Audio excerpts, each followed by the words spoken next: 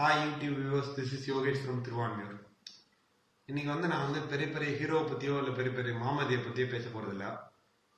நம்ம மாமா பையன் பிரசாந்த், ஆன்லைன் ரிவ்யூவர், அவனை பற்றி தான் பேச போகிறேன். அதாவது கத்தி படம் ரிலீஸ் ஆனப்ப அதில் 1008 லாஜிக் லூப்போல்ஸ் இருக்கு. படம் விஜய் மேக்கப் வந்து அந்த அளவுக்கு சரியா இல்லை, அப்பெல்லாம் நெகட்டிவ் ரிவ்யூஸ் கொடுத்தாரு. கொடுத்துட்டு விஜய்கிட்ட பயங்கரமா விஜய்கிட்டையும் விஜய் ஃபேன்ஸ் கிட்ட இருந்து பயங்கரமா செருப்படி வாங்கி கட்டிட்டாரு.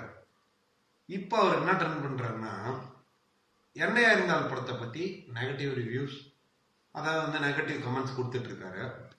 படம் ரிலீஸ் ஆன ஃபர்ஸ்ட் நாளே படத்தை போடுற மாதிரி ரொம்ப கேவலமா ரிவ்யூ பண்ணியிருக்காரு. அதாவது ஹாரிஸ் ஜெயராஜனால தான் படமே மூவ் ஆகுது, அதுக்கப்புறம் லாஸ்ட் 20 மினிட்ஸ் தான் படமே, அஜித் பொண்ணை கடத்த போறாங்கன்னு தெரிஞ்சும் அவர் ஒரு சேஃப்டி ப்ரிகாஷனே பண்ணல அப்படிலாம் சொல்றாரு.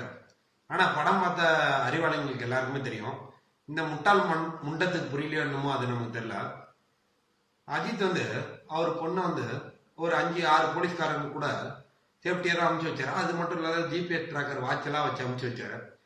அதை படம் பார்த்த அறிவாளர்களுக்கு புரியும். இந்த மாதிரி முட்டாள் முண்டத்துக்குலாம் புரியணும்னு அவசியமும் கிடையாது, இந்த நாயங்களுக்கெல்லாம் புரியவும் புரியாது.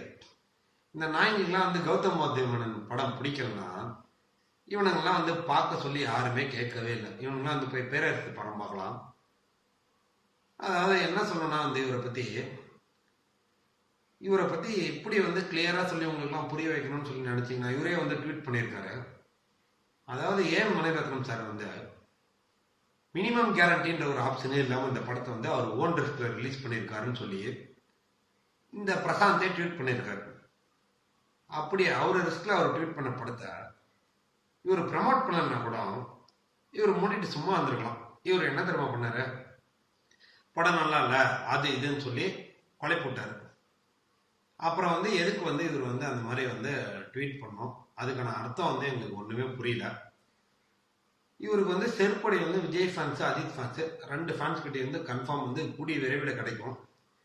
அதுக்கப்புறம் இந்த மாமா பையன் ஒபாமா, கிரண் பேடி அந்த லெவலுக்கு தான் பேசுறான். இவன் 10வது முடிச்சிருக்கானன்றதுனால எங்களுக்கு சந்தேகமா இருக்கு. இது ஏன் சொல்றேன்னா, ஒரு ட்வீட்ல பாத்தீங்கன்னா டெப்த்துக்கு ஸ்பெல்லிங் DEBTHன்னு போட்டிருக்காரு. அதுல இவர் ஸ்டேட்டஸ் என்ன, இவர் கேட்டகரி என்னன்றது நமக்கு தெரிஞ்சு போகுது. இவர் ஒபாமா அளவுக்கோ இல்ல கிரண்பேடி அளவுக்கோ இல்ல மோடி அளவுக்கோ ஒரு விமர்சனம் இவர் பண்றதை எங்களால ஏத்துக்க முடியல. அஜித் ஃபேன்ஸ் ஆல்ரெடி இவர் ட்விட்டர்ல பயங்கரமா கழுவி ஊத்துறாங்க. தப்பே கிடையாதுங்க, செய்யட்டும். இவர் 4 நாள் படம் சூப்பரா போயிருக்கு, 5வது நாள் என்ன இருந்தது படத்துக்கு கலெக்ஷன் கம்மியாயிடுச்சு, it will withstand hold or நாட்னு சொல்லி இவர் ஒரு ட்வீட் பண்ணியிருக்காரு. நான் இவர்கிட்ட கேட்குறேன், படம் கம்மியா படுத்துச்சுன்னா இவர் பேக்கெட்ல ஒரு 10 கோடி எடுத்து தரப்போறாரா, இல்லைன்னா படம் அதிகமா ஓடிடுச்சுன்னா இவருக்கு எதனா ஒரு 10 ரூபா 20 ரூபா ப்ரொடியூசரோ டைரக்டரோ தர போறாங்களா? ஒண்ணுமே கிடையாதுங்க. இவருக்கு தேவை சிம்பிள் விளம்பரம். அஜித் ஃபேன்ஸையும் விஜய் ஃபேன்ஸையும் கோத்து விட்டு அதுல இவர் குளிர்காயன்னு நினைக்கிறாருங்க. ஜஸ்ட் ஒரு சிம்பிளா சொல்லணும்னா, இவர் ஒரு நம்ம லாங்குவேஜ்ல சொன்னா இவர் ஒரு மாமா பையங்க, அவ்வளவுதான். இதை தாண்டி இவர் வேற ஒண்ணுமே கிடையாது. இவரை நான் என்ன இவர்கிட்ட நான் ரிக்வஸ்ட் பண்ணி கேட்டுக்கிறேன்னா, படம் ரிவ்யூ பண்ண தெரிஞ்சா பண்ண தெரியலன்னா மூடிக்கிட்டு இருக்கு. இதுக்கு மேல உங்களுக்கு சொல்ல போனா, ஷமிதா வை போன்ற படத்துக்குலாம் நல்ல ரிவ்யூ கொடுத்துருக்காரு. அதே விஜய் அஜித் இந்த 2 படத்துக்கு பார்க்க போனா அதுல லாஜிக் லூப் ஹோல்ஸ் இருக்கு, அது இருக்கு, இது இருக்குன்னு சொல்லி பேசுறாரு. அப்ப ஐல லாஜிக் லூப் ஹோல்ஸே இல்லையா? ஐ வைரஸ்னு ஒன்று உண்மையிலே இருக்கா? எதுவுமே கிடையாது. எல்லா படத்துலயும் லாஜிக் லூப் ஹோல்ஸ் இருக்குங்க. ஐயா நாங்க என்ஜாய் பண்ணி பார்த்தோம், எல்லாருமே என்ஜாய் பண்ணி பார்த்தாங்க. It was a good movie, we appreciate that movie. ஆனா இந்த நாய் இவன் பர்சனல் விளம்பரத்துக்காக பல பேரை அபியூஸ் பண்ணிட்டு இருக்கான். இவனை அடுத்த தடவை நம்ம எங்க பாக்குறோமோ, விஜய் ஃபேன்ஸோ அஜித் ஃபேன்ஸோ, இவனை செருப்பட அடிக்கணுங்க. அதுதான் என்னோட வேண்டுகோள்.